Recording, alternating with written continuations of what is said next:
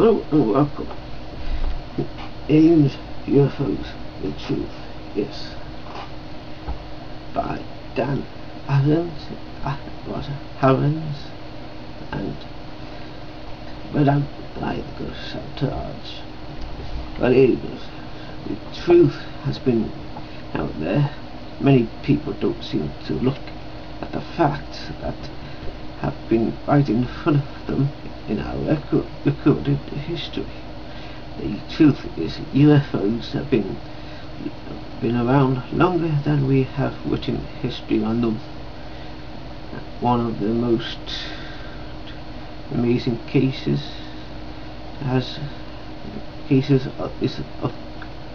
of course Roswell, which if you have not lived your life in total seclusion, you have most definitely heard about.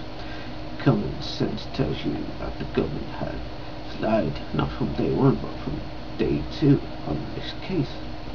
The biggest problem is that many people are brought into the balloon explanation and dismissed it as the government wouldn't lie about it. Think for a moment.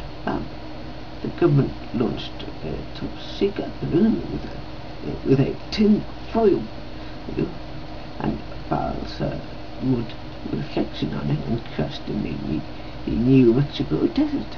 Wow! Aren't we a lucky lot? Aren't we lucky our government cleaned up that mess? We would all be speaking Washington today if our Cold War enemies had gotten our hands on that tin foil and balsa wood. Give me a break now. Look at the facts. They say it was in our best interest for national security to cover this up for 50 years. Yet for many years the plans for building a nuclear device were available at your local library. In recent years, with the rise of the information age, you can bring up the plans for a nuke by doing a simple search on the internet. Crashes have been around for as long as the UFO has been around. This tells us that these are machines, and like any machine they break down from time to time. Alien abductions has been abducted in history also, such as sure they have been many legends surrounding them in history, but they have been around. Some even go as far as thinking that these are demons visiting them. This gets back to people not thinking on their own and looking at the facts. The fact is that people are being abducted on a regular basis. They are taken aboard a craft, which I don't think demons would need or require, and various equipment are performed on the victims. Now you say it can be explained by sleep paralysis. Not quite. Many cases are of dual abductions. Both victims are paralyzed and both record the same events and at the same time with the same details. An epidemic of sleep paralysis? I don't think so. Here's the most amazing facts of alien abduction. Abductees are described the beings most often as being 3 foot tall, grey with large eyes and skinny bodies. They are placed on some of examining tables and various instruments are used, and the abductee is seen to remove bodily fluid or skin samples from them, as well as other medical type of examinations. Here's the kicker. Most describe the same type of experiments.